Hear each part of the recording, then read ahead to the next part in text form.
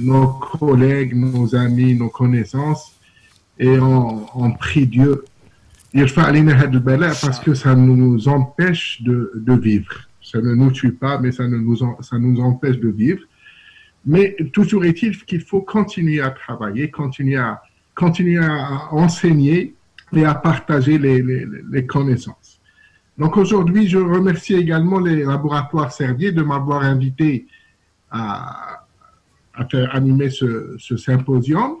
Et on va parler de la prise en charge de l'hypertension artérielle selon les dernières recommandations de l'ESC 2018.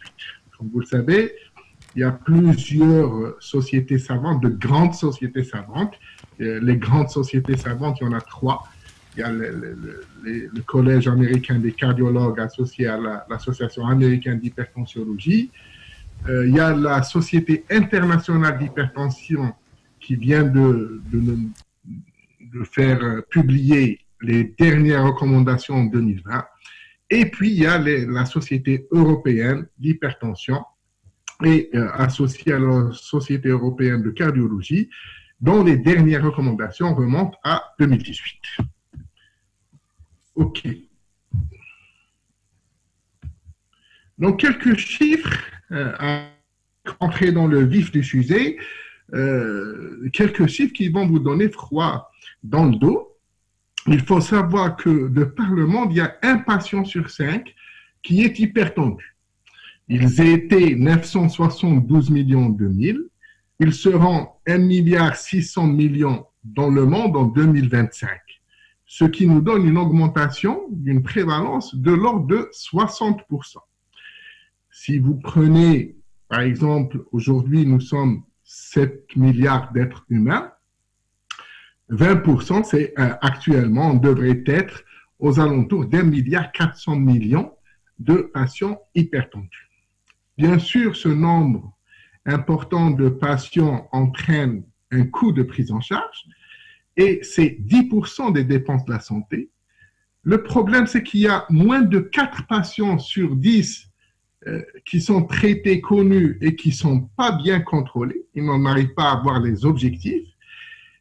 L'autre problème, c'est que cette incidence, elle augmente beaucoup plus dans les pays en voie de développement, 7,7% par an. Et le gros problème, c'est que moins de 50% des patients hypertendus sont diagnostiqués. Donc, il y a plus de la moitié des patients hypertendus actuellement qui ne se savent pas hypertendus, qui ne sont pas diagnostiqués et donc qui ne sont pas traités.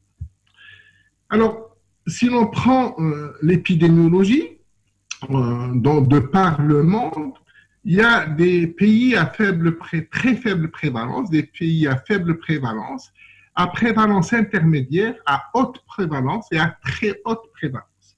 Et l'Algérie se trouve dans les pays à haute prévalence, puisque d'après cet article du Lancet en 2012, il y avait plus de 30% d'Algériens adultes qui sont hypertendus.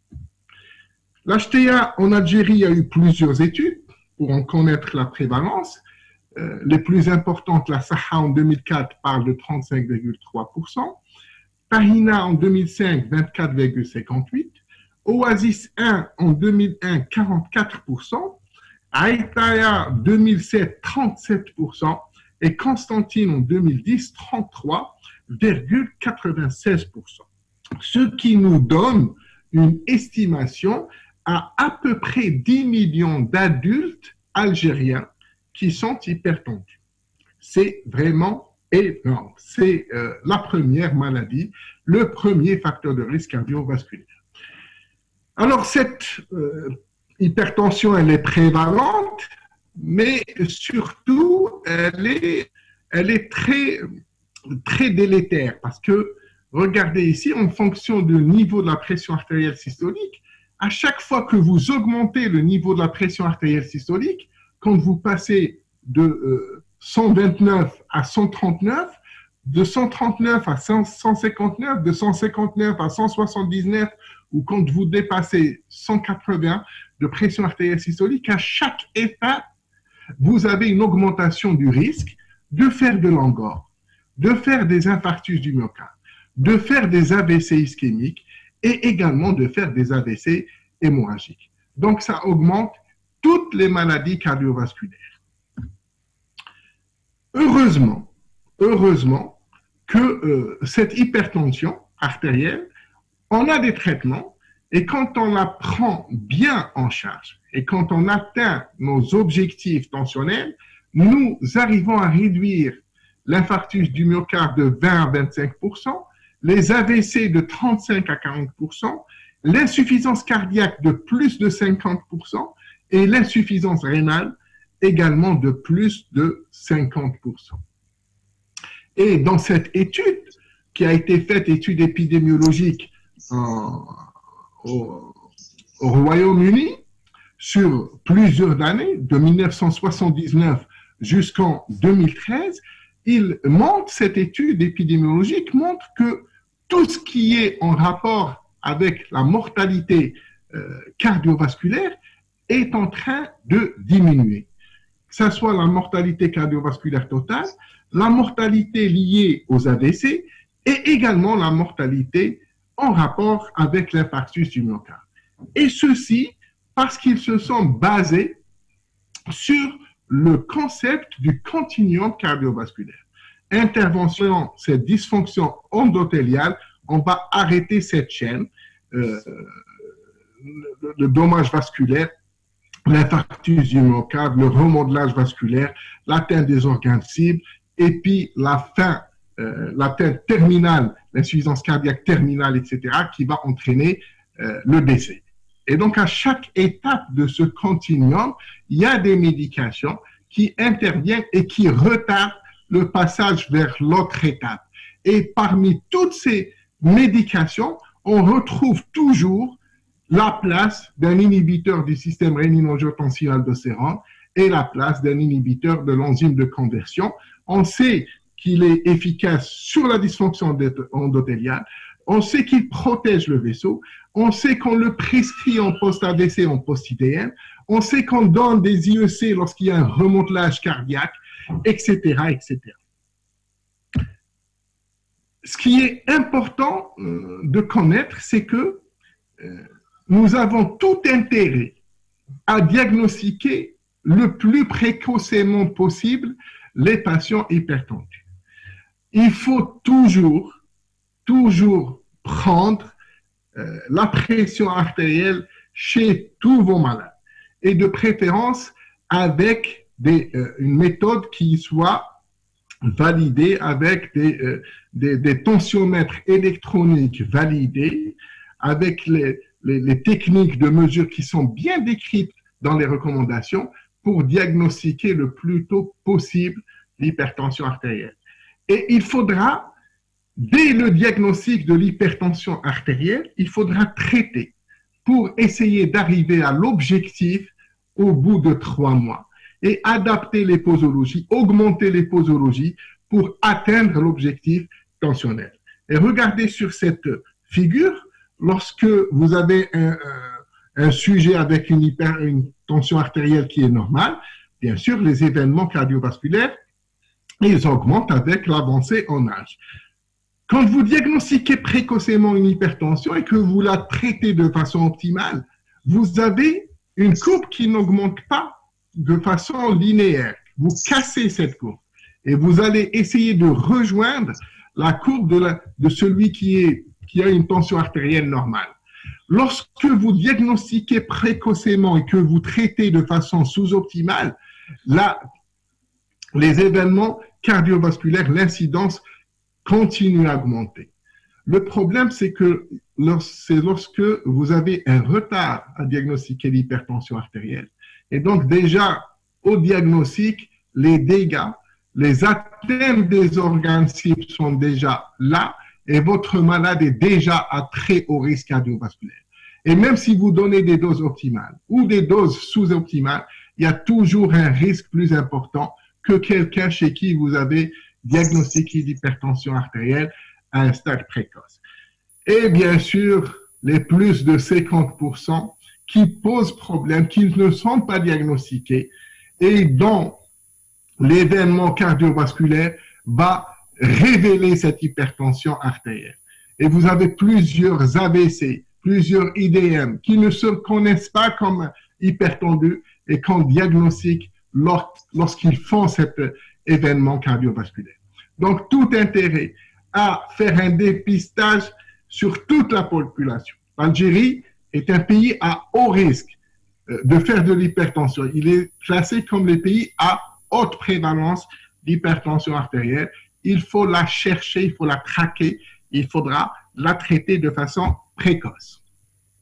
Je reviens à la physiopathie de l'hypertension artérielle pour vous dire que le système rénine-angiotensin-aldostérone est au centre de cette physiopathologie. Pourquoi? Vous voyez ici l'angiotensinogène qui est sécrété par le foie. Elle est transformée grâce à la rénine sécrétée par l'appareil juxtaglomérulaire rénal en angiotensine 1. Et grâce à cette enzyme de conversion, l'angiotensine 1 est transformée en angiotensine 2 et on connaît tous les effets délétères de cette angiotensine 2. Elle augmente l'activité sympathique, elle augmente la réabsorption du sodium et de l'eau, puisqu'elle va entraîner la sécrétion de l'aldostérone, qu'on le voit ici, parce qu'elle va activer un cytochrome et qui va activer la sécrétion d'aldostérone. Cette aldostérone va également entraîner une rétention hydrosodée. Elle va entraîner une vasoconstriction. Et enfin, elle peut même entraîner une sécrétion, une stimulation de la sécrétion de l'ADH, cette hormone antidiurétique qui va encore retenir de l'eau. Et donc, vous avez cette augmentation de l'hypertension artérielle. Et donc, pour faire face à cet axe du mal, qui est de rénine-angiotensin-aldostérone, vous avez deux médications qui se démarquent. Vous avez les IEC qui agissent ici. Ils empêchent la transformation de l'angiotensinogène 1 en angiotensine 2. Et puis, vous avez les ARA2 qui vont se fixer sur les récepteurs AT1 et empêcher l'angiotensine 2 de se fixer sur les vaisseaux.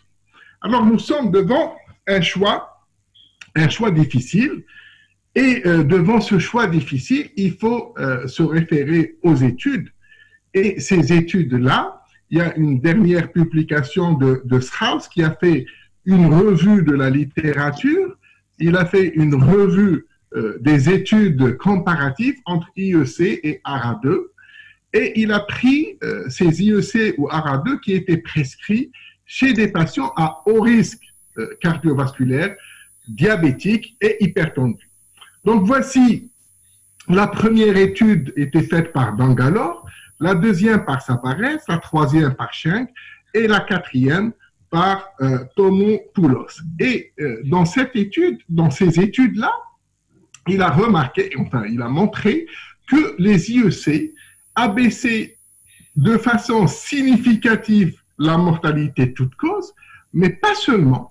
Regardez qu'ils abaissent également la mortalité cardiovasculaire de 10 à 17% et qu'ils abaissent la survenue d'infarctus du myocarde de l'ordre de 17 à 19%. Alors que les ARA2, sur la mortalité cardiovasculaire, sur la mortalité toute cause et sur les infarctus du myocarde, il n'y avait pas d'effet significatif de baisse de ces trois événements cardiovasculaires. Et puis, ces IEC, donc toutes ces baisses étaient significatives parce que le P était inférieur à 0,05. Une autre étude, vous savez, actuellement, il y a deux types d'études, les études interventionnelles, les patients qu'on randomise, qui on donne des traitements en double aveugle, etc., et puis, vous avez des études de la vie réelle, des études où on prend les malades selon des registres, selon les prescriptions, et on essaie de comparer. Et dans cette étude qui a collecté les données de 2011 jusqu'en 2015, il y avait 12 481 patients qui étaient traités soit par des IEC, soit par des ARA2. Et quand ils ont comparé sur la mortalité cardiovasculaire et sur la mortalité toute cause, il y avait une réduction de moins 44% et de moins 43% dans le bras IEC versus bois ARA2. Après, ils ont fait ce qu'on appelle le score de propensité, c'est-à-dire faire le matching entre les malades pour qu'il n'y ait pas de biais de sélection. Parce que quand vous prenez dans le tas sur le registre, vous pouvez comparer deux types de malades qui ne sont pas comparables. Pour ne pas comparer une femme avec un homme, un sujet âgé avec un sujet jeune. Ils les ont matchés pour qu'ils soient absolument comparables par rapport au sexe, par rapport à l'âge, par rapport aux comorbidités, etc.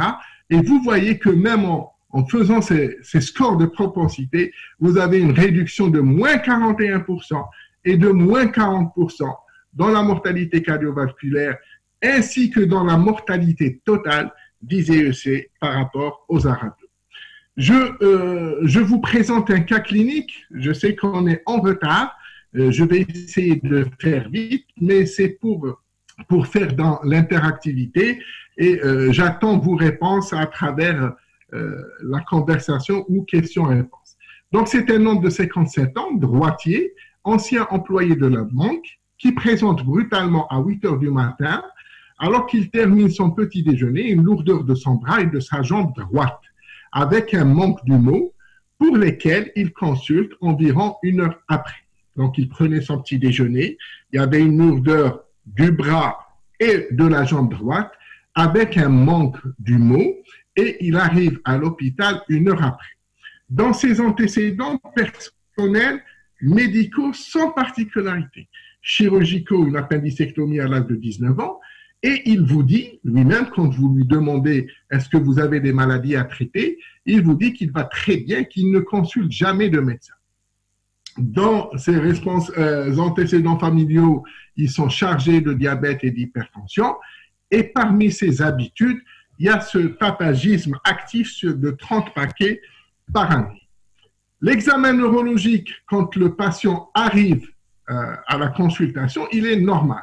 L'ensemble de la symptomatologie, la perte du mot et le déficit moteur a totalement régressé. Le patient vous explique que les troubles moteurs et de la parole ont duré seulement 5 minutes. Sa femme a constaté une asymétrie faciale et il n'a pas de céphalie. Tension artérielle à 150-90 mm/Hg aux deux bras. Le rythme cardiaque est régulier. La fréquence cardiaque est à 80 battements minute. Poids 98 kg pour une taille d'1,70 m avec un IMC à 33,9%. Vous n'entendez aucun souffle cervical et l'auscultation cardiaque est normale. Donc, parmi les diagnostics présentés ici, migraine avec aura, accident vasculaire ischémique transitoire, une hypoglycémie ou des crises focalisées, quel serait, d'après vous, le diagnostic le plus probable? Si vous êtes là à vos claviers, vous pouvez taper vos réponses dans questions et réponses que je vais consulter. On ne va pas prendre beaucoup de temps parce qu'on est en retard. Donc, j'ai une réponse et je vais la prendre du docteur Kenan et qui dit AIT. Et effectivement, c'est ce qu'on va, c'est le diagnostic le plus probable, c'est-à-dire c'est un AIT, le diagnostic qu'on retient. Un accident vasculaire ischémique transitoire. Alors, après cela, qu'est-ce que vous préconisez chez ce patient? Quelle est votre prise en charge lorsque vous êtes devant une suspicion d'accident ischémique transitoire? Qu'est-ce que vous faites?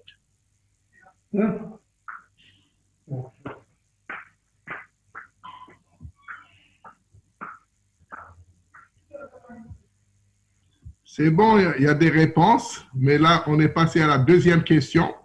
Qu'est-ce que vous faites? On fait un scanner. Oui. Est-ce qu'il y a d'autres propositions? Contrôler la tension artérielle. Oui. Donc, contrôle, il faut la reprendre pour voir s'il est hypertendu, mais ce n'est pas ça le, le, le truc le plus important. Parce que là, vous êtes devant un AIT, il faudrait soit le confirmer, soit l'infirmer, soit rechercher la gravité de stadifier cette AIT. Donc, je commence les réponses. Le risque d'AVC après un AIT est élevé, il est à 10% à 3 mois, mais la moitié, 5%, peuvent le faire dans les 48 heures. Donc, vous êtes devant pratiquement une urgence, parce que se dire que ce type-là, il va peut-être vous faire un AVC et qu'il va perdre sa fonction et et vous vous dites que possible qu'il fasse un IDR. Donc, il faut voir la même gravité. AIT, c'est un état de pré-AVC. Normalement, ce qu'on devrait faire dans l'urgence, c'est de faire une imagerie cérébrale. Et la meilleure imagerie cérébrale, c'est une IRM qui dépasse de loin le scanner en matière d'AIT. Très important de faire l'IRM. Mais comme il y a beaucoup d'AIT, il y a beaucoup de suspicions d'AIT. Quelqu'un qui vous dit j'ai perdu la parole, j'ai perdu la vision pendant quelque temps, etc. Donc, devant ce flux qui pourrait arriver pour demander des IRM, il y a eu l'établissement d'un score prédictif d'AVC. Et ce score prédictif d'AVC, il y en a plusieurs, mais le plus utilisé, c'est le score ABCDD. Alors, A, c'est pour âge, B, c'est pour blood pressure, pression artérielle, C pour les caractéristiques cliniques, D pour durée des symptômes, et D, le deuxième D, pour diabète sucré. Alors, pour l'âge, s'il a plus de 60 ans, c'est 1. S'il a moins de 60 ans, c'est 0. Pour la PAS, quand elle est plus de 14,9, c'est 1. Si moins de 14,9, c'est 0. Pour le déficit moteur unilatéral, on le cote à 2. Pour le trouble de la parole, donc 0, 1. Le déficit moteur unilatéral, il avait le bras droit et le membre inférieur droit, mais la durée des symptômes était à moins de 10 minutes, donc 0, et il n'était pas diabétique. Son score est 3. Et le risque d'AVC dans les 48 heures qui suivent un AIT est de 0% lorsque c'est entre 0 et 1, 1,3% pour un score de 2 ou 3, 4% pour un score de 4 ou 5, 8,1% pour un score de 6 ou de 7. Et à partir de là, quand les patients sont à risque faible, 0 à 3, certaines sociétés comme la HAS, à partir de 3, elles exigent de faire une imagerie en urgence. Mais d'autres, entre 0 et 3, on peut se donner encore 48 heures pour avoir soit un scanner cérébral, soit une IRM.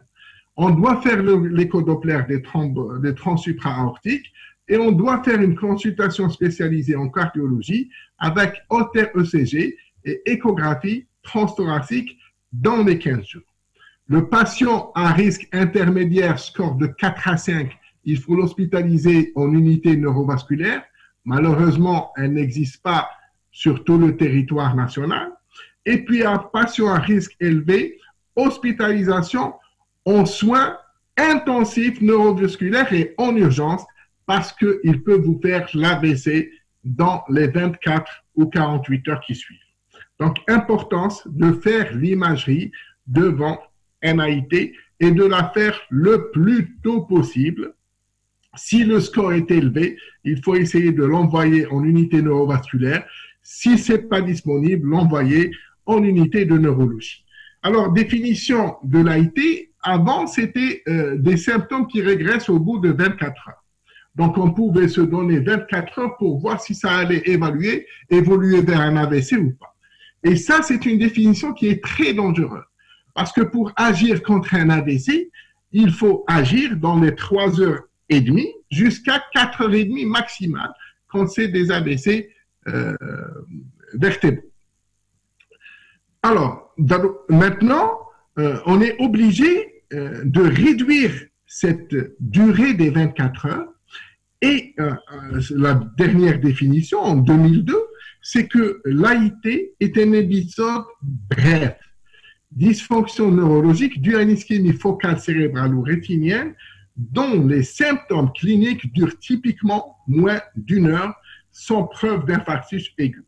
Donc, si vous avez quelqu'un qui vous fait un déficit et que ce déficit dépasse l'heure, qu'il ne régresse pas, il faut agir comme si c'était un AVC.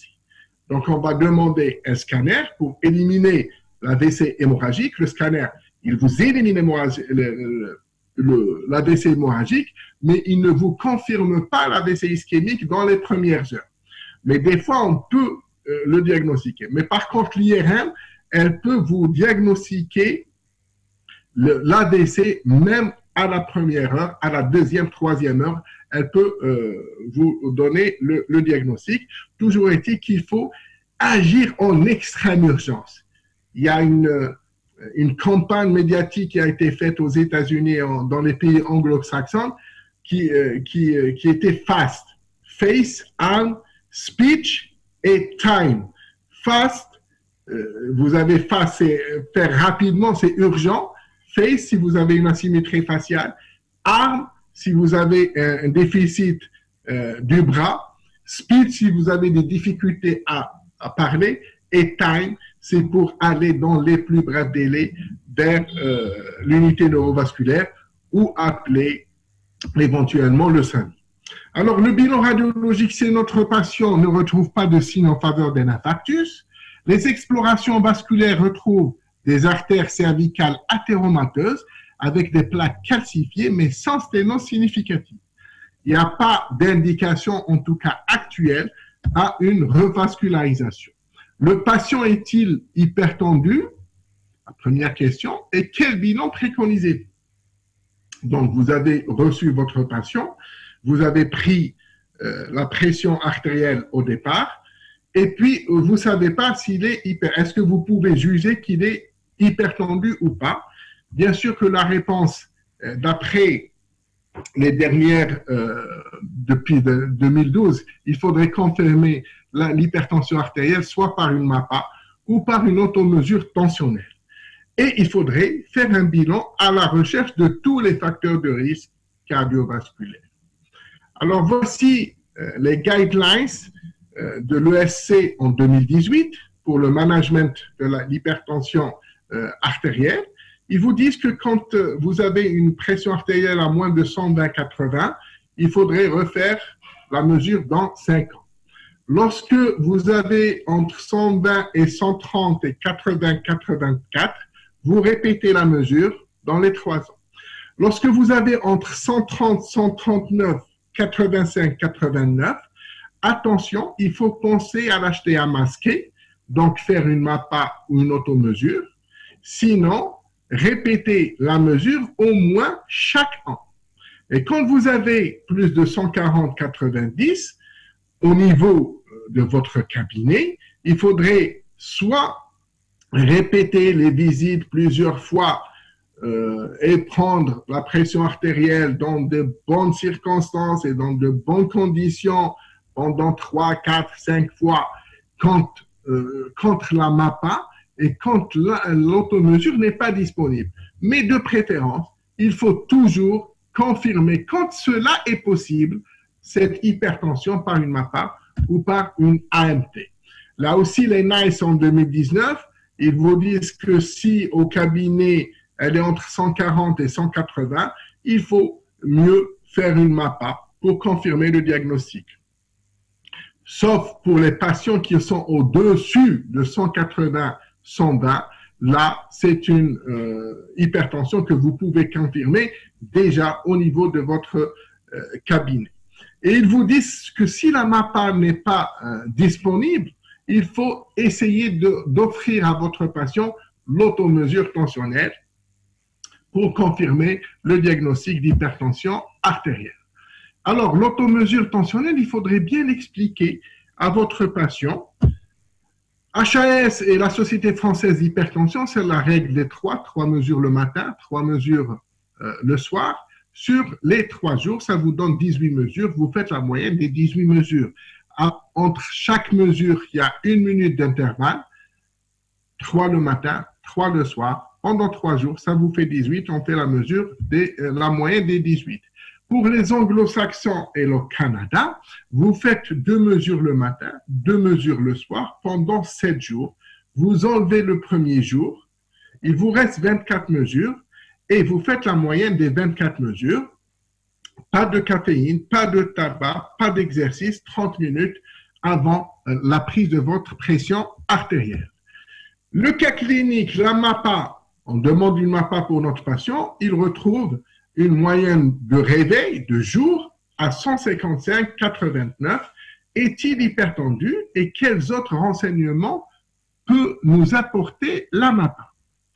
La réponse est oui. Regardez que par rapport, lorsque le patient est réveillé, il vous suffit d'avoir le 135,85 pour dire que le patient est effectivement hypertendu. Ce qui nous amène à parler de cette classification de l'hypertension artérielle et qui, selon l'ESC, à contrario des recommandations américaines, il y a le grade 1, ils ont conservé le 140, 159, 90, 99, le grade 2, 160, 179, 100, 109 de diastolique, et le grade 3, plus de 180 de systolique et plus de 110 de diastolique, avec l'hypertension artérielle systolique isolée, lorsque la systolique dépasse les 140 et que la diastolique est inférieure à 90. Est-il hypertendu? Donc oui, il est hypertendu. Et les autres avantages de la MAPA, en plus du diagnostic de l'hypertension artérielle, elle peut nous permettre de faire le suivi des hypertendus, elle peut nous permettre de faire le diagnostic d'une HTA blouse blanche, donc elle va éliminer le diagnostic d'hypertension, les chiffres élevés au cabinet avec des chiffres normaux à la MAPA. Elle va nous permettre de diagnostiquer une HTA masquée, des chiffres normaux au cabinet avec des chiffres élevés à la MAPA ou à l'automesure. Et puis, elle va surtout, l'avantage par rapport aux autres techniques de mesure, c'est de nous renseigner sur le statut nocturne de la pression artérielle et nous dire s'il est d'hyper, non d'hyper ou encore plus riser. Et il y a un dernier papier qui est sorti en 2019 pour parler de cette chronothérapie et pour parler de l'importance de la pression artérielle nocturne qui serait plus prédictive des événements cardiovasculaires que la pression artérielle diurne, mais ça reste à confirmer dans les prochaines recommandations.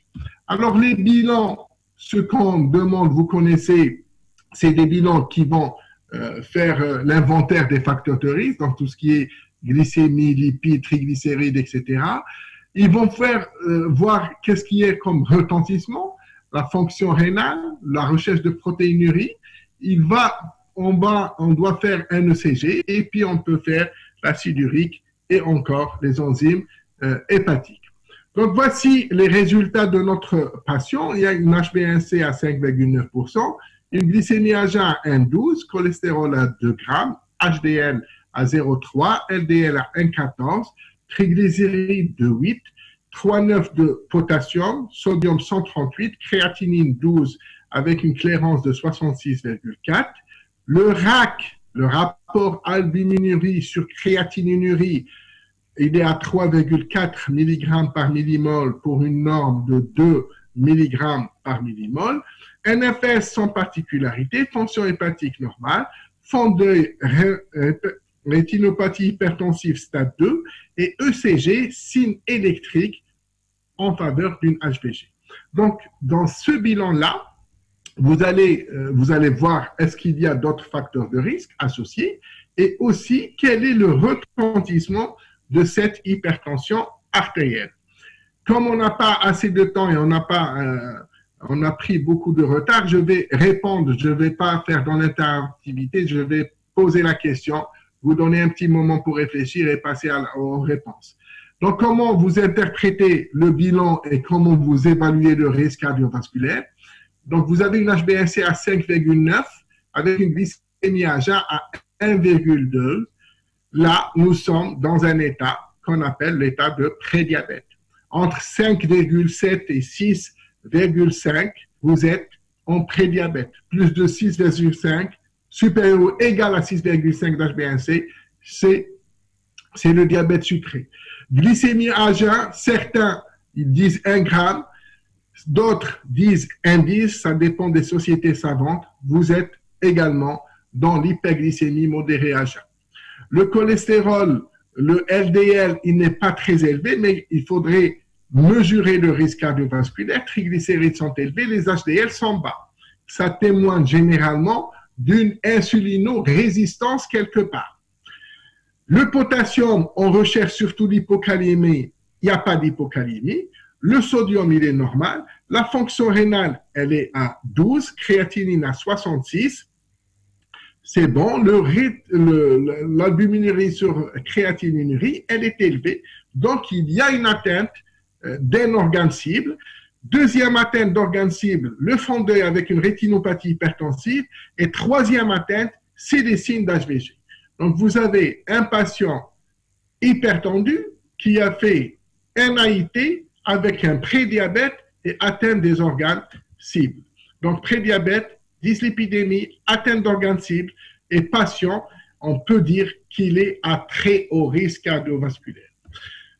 Diagnostic du prédiabète, c'est juste pour vous rappeler, c'est 1,10, 1,25 pour l'OMS, de glycémie à jeun, avec une AGPO à moins, l'hyperglycémie modérée à jeun, c'est 1,10, 1,25, moins de 1,40. Intolérance au glucose, moins de 1,26 et 1,40 à 2 grammes. Donc, vous pouvez prendre ce tableau et dire qu'il y a une différence par rapport à la glycémie à jeun. Il y en a qui parlent de 1, il y en a qui parlent de 1,10, ça dépend des sociétés. Et pour l'HbA1c, c'est entre 5,7 et 6,4% et entre 6 et 6,4% selon les Canadiens. Si, quand on prend en charge une hypertension artérielle, il faut toujours évaluer le risque cardiovasculaire et en prenant que le fait qu'il ait fait un AIT, c'est un patient à très haut risque cardiovasculaire. Si vous rajoutez aussi l'atteinte des organes cibles, là aussi, c'est un patient à très haut risque cardiovasculaire. L'ISH en 2020 a simplifié l'évaluation du risque cardiovasculaire. Si vous avez un grade 2, parce que là, il est au grade 2, notre patient, il est déjà à haut risque cardiovasculaire, il a une atteinte d'organe cible, il est à très haut risque cardiovasculaire, il faudrait traiter rapidement. Donc, l'ESC en 2018, pour l'AIT, il faut que ça dépasse les 140, le seuil de traitement. Dose, sauf pour certains patients chez qui on peut prescrire une monothérapie, les sujets très âgés à plus de 80 ans. Donc, à part ces deux types de patients, parce que HTA grade 1 avec faible risque cardiovasculaire ou sujet âgé de plus de 80 ans, on peut traiter par une monothérapie. Sinon, à chaque fois, c'est une association en monoprise d'un ISRA, IEC ou ARA2 avec un inhibiteur calcique ou un diurétique, puis augmenter la trithérapie. Et quand la trithérapie ne marche pas, on passe à l'aspironolactone. L'objectif tensionnel, c'est d'aller vers le 130, mais ne pas être en dessous de 120 mm, d'après l'ESC 2018. Et voici, chez tous les patients, cette recommandation, chez tous les patients qui ont soit un ABC ou un AIT, l'objectif tensionnel est entre 120 et 130 mm Hg. Je termine quelques plaques pour vous parler de l'étude Progress. C'est le perindopril dans la progression contre les AVC. Voici, donc on a pris surtout l'objectif principal, c'est voir les AVC fatales ou non fatales, et il y a des objectifs secondaires. Ils ont pris tous les patients qui ont été inclus dans cette étude avaient déjà un antécédent d'AVC. Donc, ils les ont pris, ils ont prescrit du perindopril pendant 2 semaines, puis ils ont augmenté de 2 mg à 4 mg. Actuellement, il y a le 5 et le 10 mg. Et puis, ils ont randomisé un placebo, un perindopril, puis ils ont rajouté le Fludex pour donner le Bipréterax, et ils les ont suivis pendant 4 ans. Je vous rappelle qu'à l'inclusion, c'était des malades qui étaient déjà avec AVC. Alors, la combinaison de ces 2 traitements, la prescription